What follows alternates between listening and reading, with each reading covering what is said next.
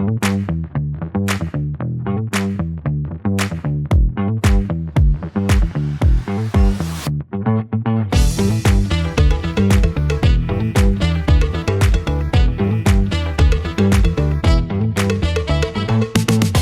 to KidMin Backstage, the place where we talk about kids ministry and take a peek behind the scenes. We try to share a little bit of what we've learned that works for us and some of our failures so you can avoid them. We release a new episode every Friday, and this is your Backstage Pass to see the magic or disaster that happens behind the scenes of our kids ministry. I'm your host, Gabe Baker, and today I'm joined by Brother Steve Arter. How's it going? Good. Good evening. Awesome. Yeah, good. I'm glad that you're up here. We got a little bit of we're in a new location, so we're in our main room, our, I guess, sanctuary, you could call it, for Sunday school, but we're in the middle of a spy theme, and so this idea came from remember when we did our space theme, we had those boxes? Yes. Bought from your work, actually. Yeah. We got all those boxes, and they had little holes in them. And so we did this lights idea, and so that's where this came from. So this is plywood, and we drilled holes in it. But so it's a great decor idea for somebody. Great background for us. Yeah. All right. Well, what are we talking about today? We are talking about growth by design. Growth by design. So this is something I was thinking about, and I did write some of this down. I'll have to probably read it, but hoping that your team will improve is not a strategy. Strategy. There we go. Yeah, it is a tragedy, but if you don't have a strategy. Yeah. So a strategy. Real growth requires intention, attention, and action. So the difference between good teams and great teams is often not in how much potential they might have, but it's in their approach to growth. It's in their approach to getting better in their development. And so great teams understand that excellence is a choice that's made daily through intentional actions and deliberate practice. And so your team's future success isn't determined by chance. It's determined by choices that you make today and about how you'll grow tomorrow. So we need to make those choices count. And that's what we want to talk about today is growth. It doesn't happen by accident. That's right. So that kind of after reading the synopsis, it took me back 40 years to when I played in sports. Yeah. And you were really into football, right? Yeah, I played football in college, and every level that I played was a little bit more intense, and there was a little bit more preparation that took place. As you advanced, as you advance, the game gets to be a little bit more technical. Okay. And one of the things that we practice, we had this drill called the perfect play, and the coaches the coaches would watch our footwork, our stance. And if we didn't get it right, we'd have to do it again. So, our goal was to get it the first time, but sometimes it would take us 10 times to get the play right. Oh, yeah. And it just really boils down to just the fundamentals, getting your stance right, your hips right, and, your hands in a blocking technique. All those basics. Just the basics, the blocking and tackling. And the coach on the sideline kept a gigantic... See, everything is scripted, kind of like Sunday school, right? Yeah. So the game isn't just a fly by the seat of your pants. There's a script for... Like what we would do out here in the playground or something. Sometimes, right? But there's a script for certain situations, second and short, second and long. There's plays that we practice for those situations. Mm-hmm. And, in relating to Sunday school, we've done this a long time. And sometimes, if we don't practice good, you can tell. Yes. And because we've been doing it a long time, we kind of rest on our laurels, right? Yeah, we can get away with it, right? Sometimes, too. So and are the kids going to pick that up? Probably not, but internally, we know whether we're faking it till we make it, or we're really doing a good job. Well, and it compounds too. Yes. Right. Yes. So it's said, it was said that practice makes perfect, but I think Vince Lombardi said, who was a football coach in the late 60s, probably 50s and 60s, legendary, swept that under the rug and say, practice doesn't make perfect, but perfect practice makes perfect. So yes. And that can roll over to Sunday school. When we practice, we should practice to make it perfect, not just get out by it's 8:57 by praise practice. Let's go. Yeah, exactly. So that's something that was important to me 40 years ago, and it should be important to all of us, no matter what your capacity is. And in Sunday school is to practice to make it perfect, because it could be life or death. Yeah, what we're teaching and preaching, right? Spiritual life or death. Yes. So that's my synopsis of the synopsis. Yeah, that's good. I like that. Yeah, and I knew that you had some history. Because we've talked about it before, and you even knew some people that went on to NFL or got drafted or whatever. And so, I put in these notes that, we just said it, teams don't improve by accident. But in the world of professional sports, like what you're talking about, I was just kind of thinking about this when I was writing the notes. And this whole concept that came to mind is when we think of football teams or basketball teams or any of these, we expect them to develop. Like they're trying to go to the Super Bowl, or Brother Ryan Gregg was here at our conference and he talked about, he taught some Bible studies to some guys that were trying to get drafted, and he said they want to play on Sunday. And so that's like playing in the NFL or whatever. And so there's like trying to attain a certain goal, Super Bowl, or break records, whatever. And so we expect that. We expect them to develop. But I think, and maybe it's just us, I don't know, but I think that a lot of times in church ministry and in Sunday school, we have teams and we don't focus on our development as a team.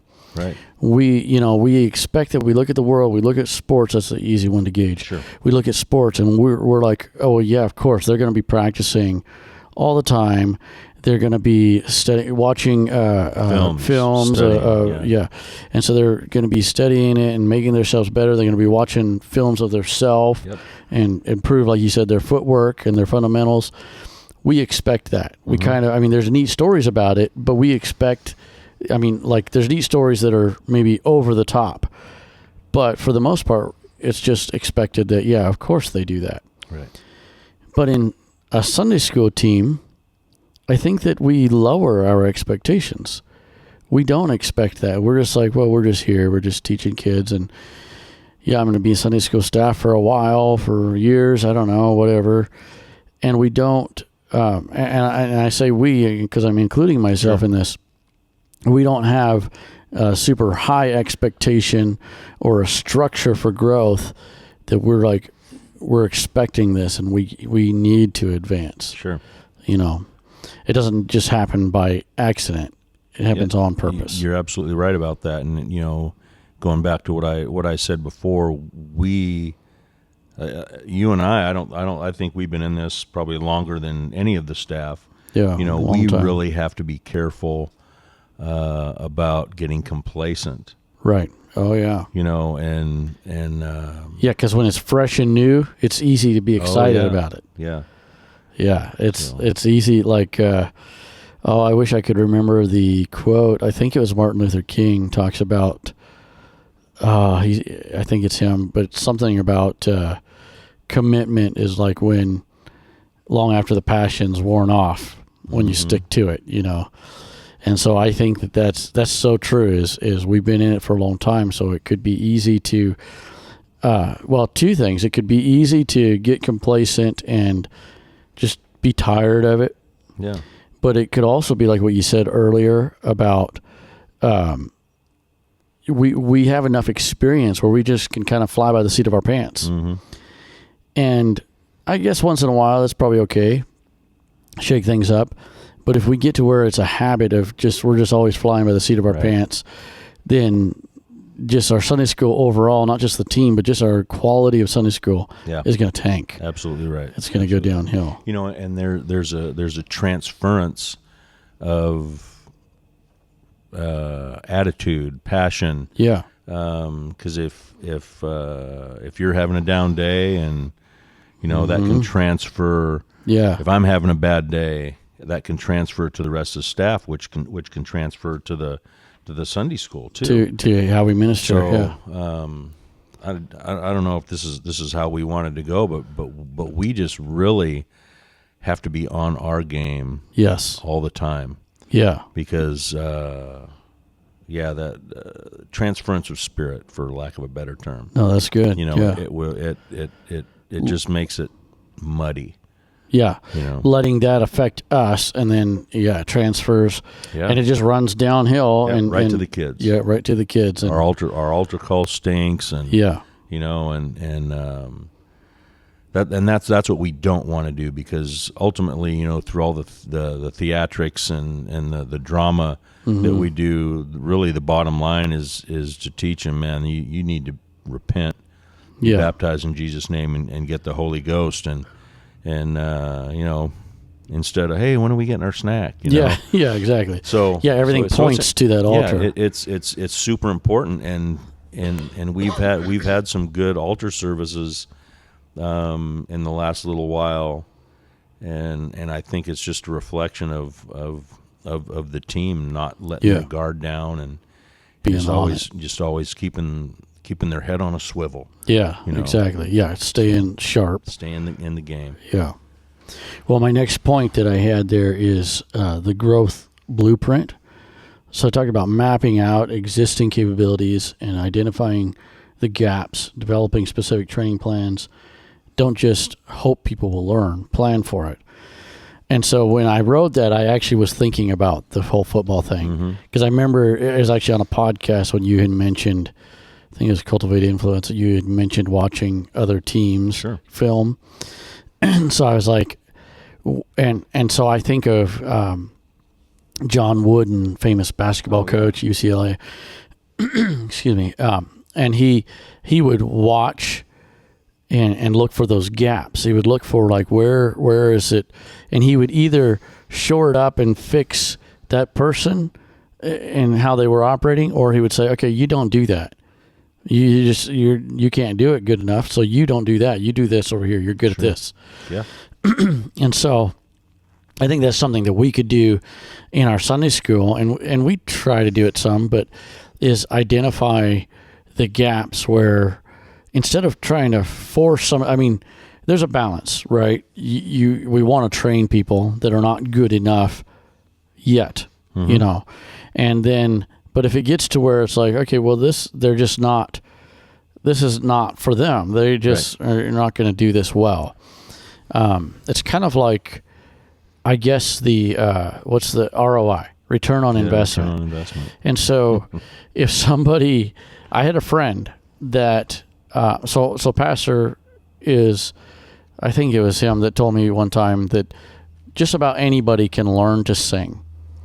And so the general consensus is like that you have to be talented or whatever. And so it doesn't mean you can sing good, but just about anybody can learn to sing a little bit with enough coaching and enough, training. Well, I had a friend that he wanted to sing, he wanted to learn, and he took that to heart. But he just, oh man, it was just not good. Right.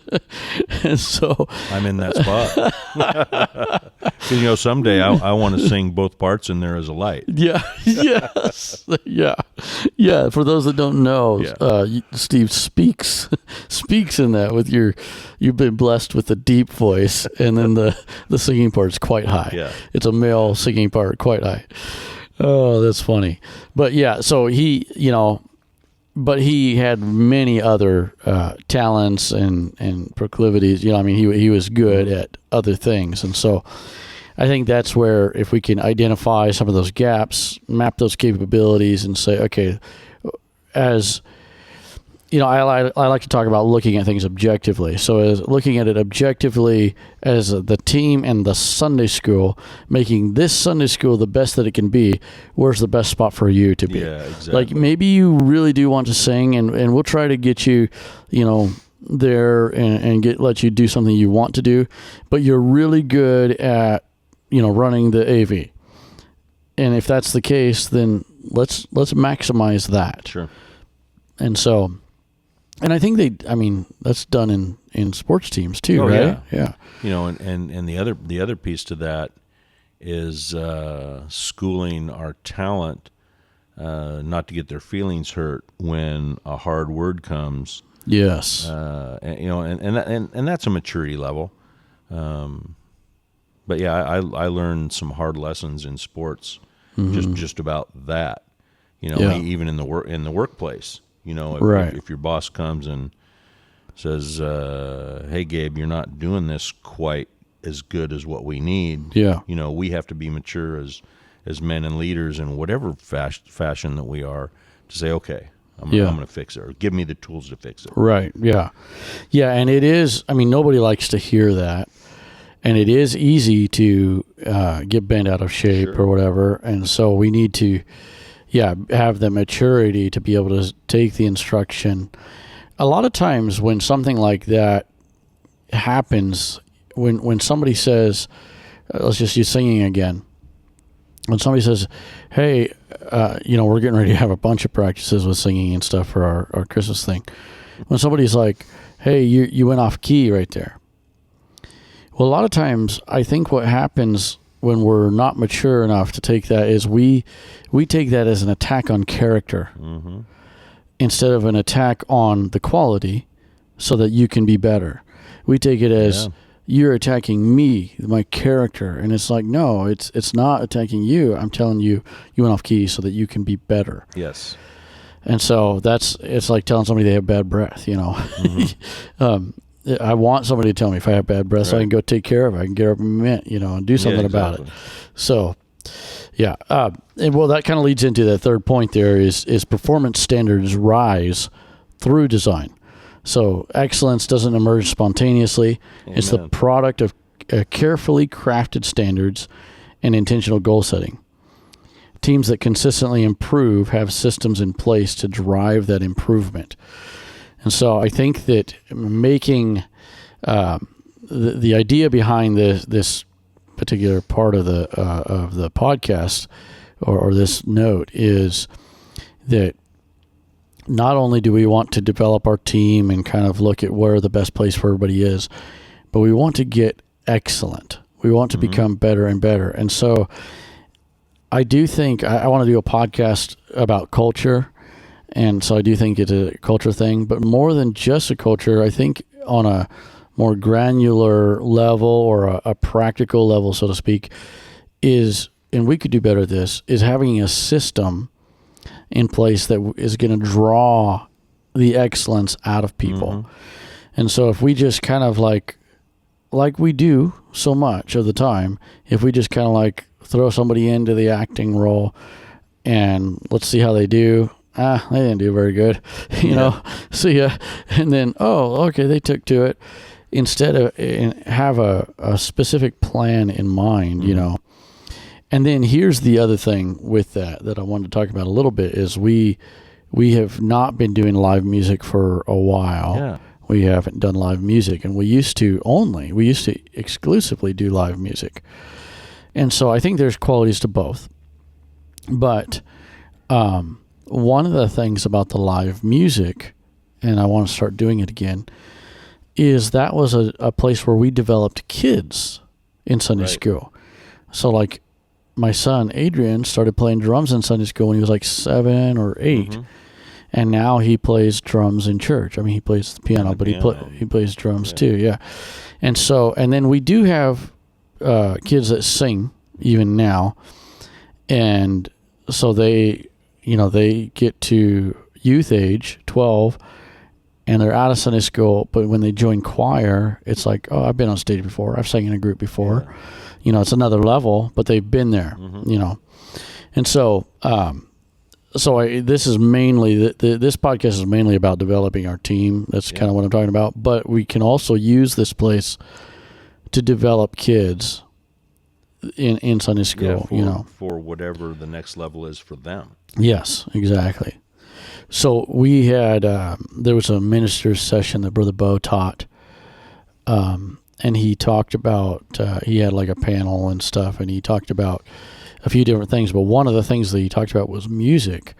And he had a panel, and Pastor Burgess was on the panel.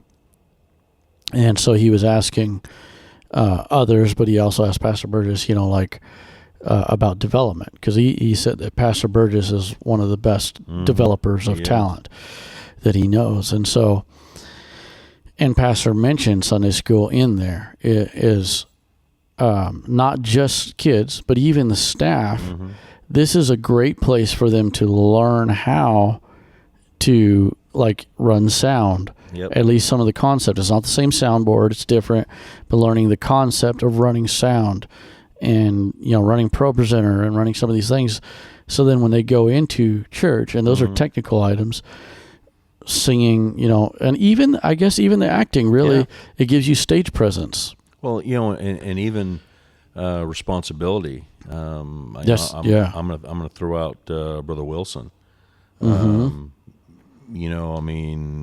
been in Sunday school for a long time, and I've seen him grow so much with his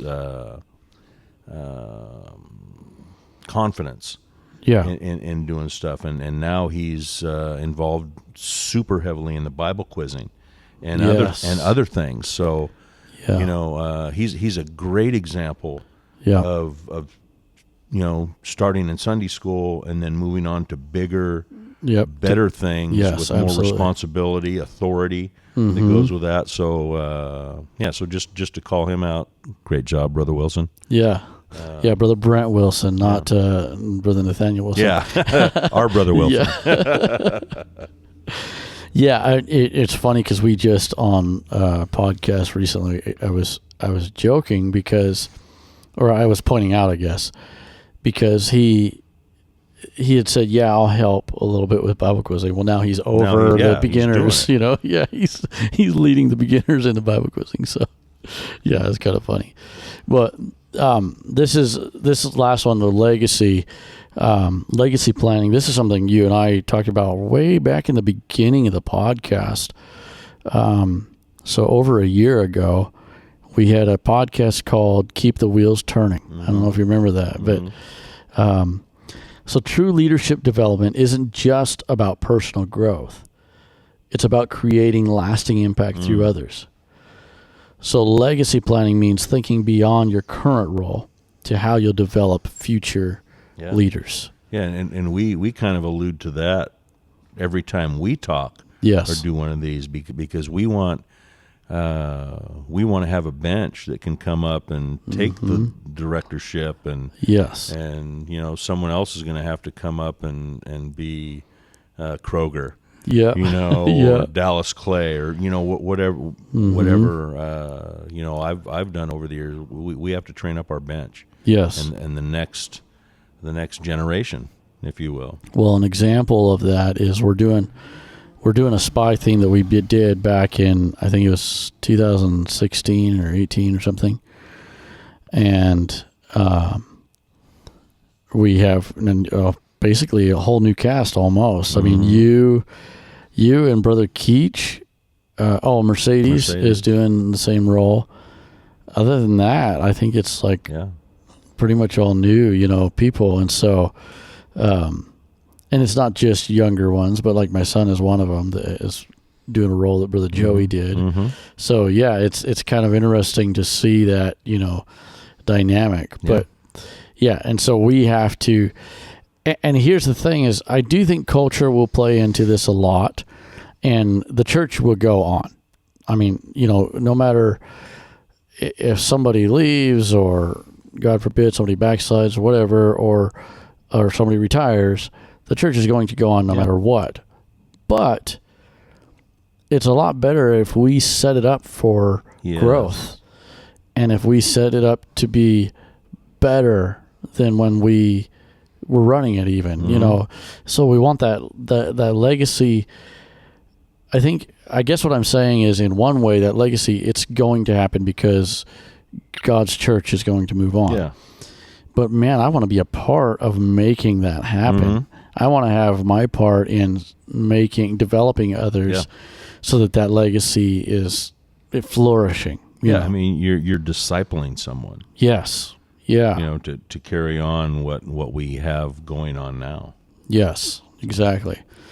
Yeah, we've talked a lot, like you said, about that, and we've talked about the kids, you know, moving the kids up and stuff. But even our staff being, I guess, in this whole thing, the overarching umbrella of this topic is being intentional about it. And so we're doing. We have somebody kind of new, and it's not super structured yet, but it's a step. And so I have somebody that I'm bringing through, and I've had them shadow different ones that are in really specific positions instead of just throwing them into the fire. Sure. And so it's an experiment, because what I'm looking to do is I'm looking to what I kind of wish, going back even, is I want to train like somebody that's new. I want to train them in every facet, and then find those specialties. Yep. You know, so I want to train them like, okay, you learn how to run AV, you learn how to do the wardrobe, you learn how to be a facilitator, you learn how to do be an actor, you learn how to lead the singing, learn how to teach a lesson, all these, learn how to do each segment, how we do, you know, dynamic opening, how do we do that, outside greeting, all of these things, learn these offering, prayer requests, learn how to do each segment, and then let's tailor it. And you're not going to have to do all of those all the time. Most of our staff, or many of our staff, do pretty much all the segments. Yeah, they wear all hats. Yeah, but then have them where they're kind of trained a little bit more officially, I guess, or more structured, and then maybe they specialize in. You know, and like, it's the example I used before was like Brennan. Brother Brennan is super talented, great asset in Sunday school. And he was saying he wanted to learn QLab, which is our sound effects program. And I'm all for it. I want him to learn it. But he will most likely never be back here running QLab. He's too valuable up front. Yeah, who's going to be Sammy? Yeah, exactly. Right? Yeah, exactly. We got to have Sammy.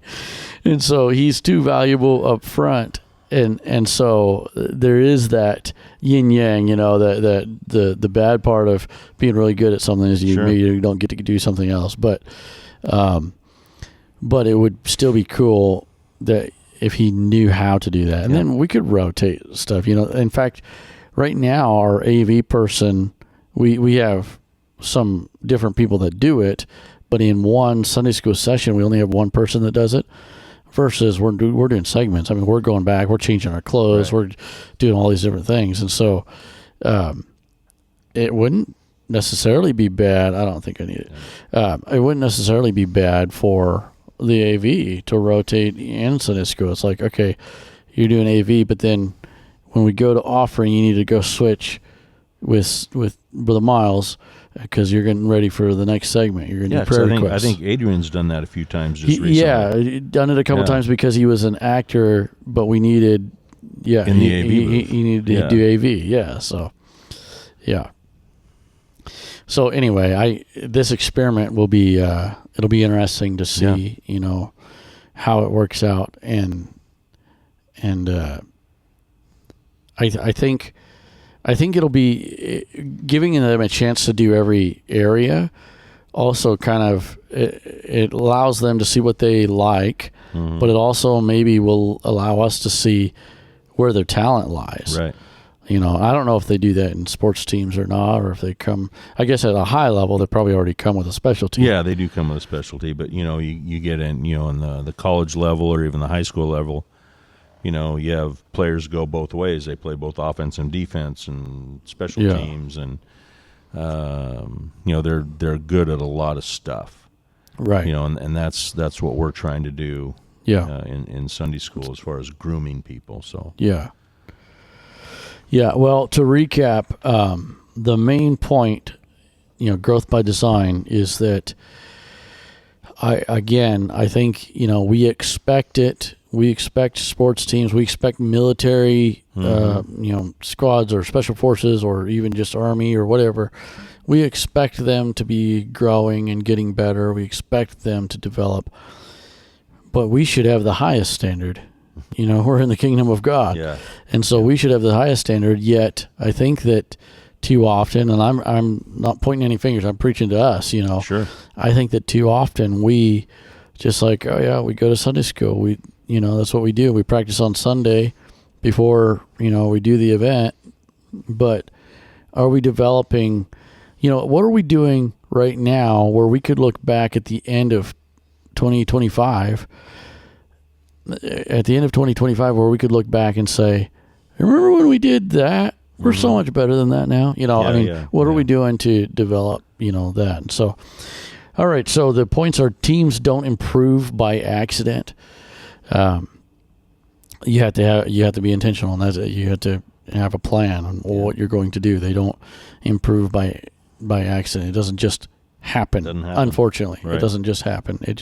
You could exist for 5 years, and if you don't do something about growing, you're going to be in the same place you always have been.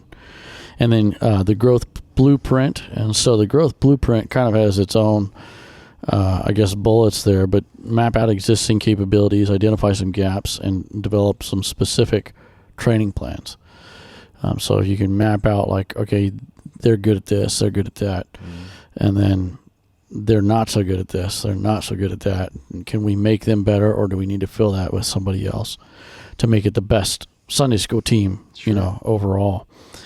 And then performance standards rise through design. So we not only do we want to develop our teams and have more camaraderie and grow in God and spirituality, but we want to design that excellence. We want to have a plan in place, how can we pull the best out of people? You kind of want to learn how to play guitar. Well, hey, let's get you, let's learn. And let's push on it for a little while and see if you really can do it. And Sunday school is a great place. It's forgiving. You mess up in Sunday school. We want to have good Sunday school, but if you mess up in Sunday school, that's where we can get better. And then making the blueprint active.